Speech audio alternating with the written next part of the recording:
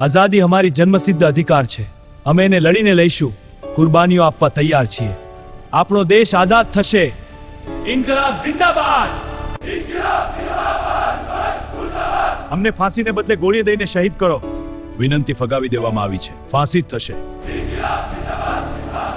દોસ્તો, આજે હું એક એવી કહાની સંભળાવવા માંગુ છું જે કાગળ પર શાહીથી નહીં પણ દેશના એક 23 વર્ષના યુવાનના લોહીથી લખાઈ છે.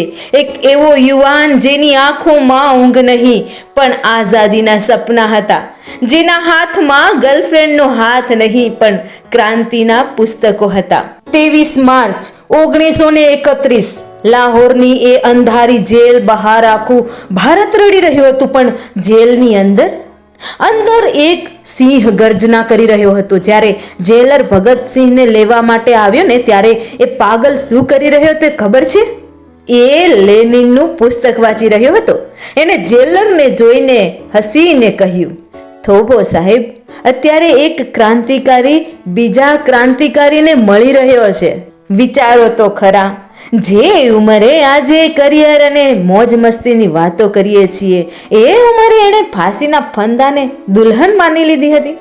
જ્યારે તેને ફાંસીના માંચડા તરફ લઈ જવામાં આવતો હતો ને ત્યારે તેના પગ ડગમગતા નહોતા, પણ એ તો રાજગુરુ અને સુખદેવ સાથે ગીતો ગાતો હતો. કયું ગીત? મેરા રંગ દે બસંતે ચોલા માય રંગ દે, મેરા રંગ દે બસંતે ચોલા. દેખો તો ખરા, ગળામાં ફાંસીનો ફંદો હતો ને સામે ઊભેલું મૃત્યુ અટ્ટહાસ કરતું હતું, પણ ભગતસિંહના ચહેરા પર એક સ્મિત હતું. એ સ્મિત એવા સંતોષનું હતું કે મેં મારું કામ પૂરું કર્યું છે. એને ફંદાને ચૂમ્યો અને હસતા હસતા આ માતૃભૂમિના ખોળામાં પોઢી ગયો. એ મર્યો નથી સાહેબ.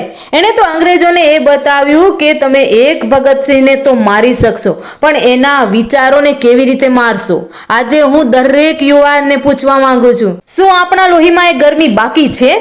શું આજે પણ આપણે ભારત માતા માટે કંઈક કરી રહ્યા છીએ અને કરી છૂટવાની તમન્ના રાખીએ છીએ? ભગતસિંહે કહ્યું હતું કે બહેરાઓને સંભળાવવા માટે વિસ્ફોટની જરૂર હોય છે.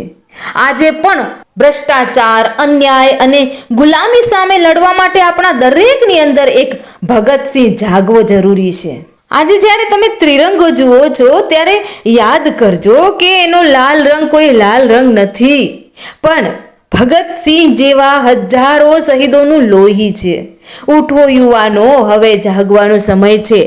નસોમાં વહેતું લોહી જો ના ઉકળે તો એ પાણી છે, અને જે દેશના કામમાં ના આવે એ નકામી જુવાની છે. ઇન્કલાબ જિંદાબાદ અને સામ્રાજ્યવાદ મુર્દાબાદ, આ નારા સાથે શહીદોની છેલ્લી ઈચ્છા અને સૂત્રોચ્ચાર ત્રણેય ક્રાંતિકારીઓને જ્યારે ફાંસીના મંચ તરફ લઈ જવામાં આવ્યા હતા ત્યારે તેમના ચહેરા પર જરાય ડર નહોતો. તેમણે જેલના સત્તાવાળાઓને વિનંતી કરી હતી કે તેમને ફાંસી આપવાના બદલે ગોળી દઈને શહીદ કરવામાં આવે, પરંતુ અંગ્રેજ સરકારે આ વિનંતી ફગાવી દીધી હતી. ભગતસિંહે કહ્યું હતું કે ક્રાંતિકારીઓએ તો મરવું જ પડે છે, કારણ કે તેમના મૃત્યુથી જ તેમનું અભિમાન મજબૂત બને છે. એમની અંતિમ ઈચ્છા હતી કે તેમને ફાંસી આપવાના બદલે ગોળી દઈ અને શહીદ કરવામાં આવે, પણ અંગ્રેજ સરકાર તે સ્વીકારી ન હતી શકી. ફાંસીનો સમય સામાન્ય રીતે સવારે આપવામાં આવતી હોય ફાંસી, પરંતુ ભગતસિંહના કિસ્સામાં નિયમો તોડીને સાંજના 7:33 ફાંસી આપવામાં આવી હતી. મૃત્યુ બાદ પણ તેમને અંગ્રેજોએ તેમના પાર્થિવ દેહને જેલના પાછલા દરવાજેથી ચોરી છુપીથી બહાર કાઢ્યા અને સતલજ નદીના કિનારે અડધી રાત્રે જ અંતિમ સંસ્કાર કરવાનો પ્રયત્ન કર્યો હતો. અને જ્યારે આસપાસના ગામના લોકોને આ વાતની ખબર પડી તો મસાલો લઈને ત્યાં પહોંચી ગયા અને અંગ્રેજ સૈનિકો અધૂરા અંતિમ સંસ્કાર છોડીને જ ત્યાંથી ભાગી ગયા. બીજા દિવસે લાહોરમાં લાખોની મેદની ઉમટી પડી હતી અને આખા દેશે આ ત્રણેય સપૂતોને અશ્રુભીની વિદાય આપી.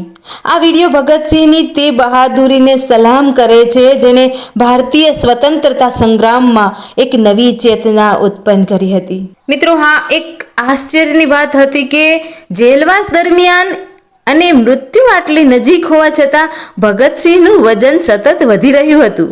આ એ દર્શાવે છે કે તેઓ જરાય ડરેલા નહોતા અને માનસિક રીતે કેટલા મજબૂત હતા એ તેમનો છેલ્લો મેડિકલ રિપોર્ટ જણાવે છે.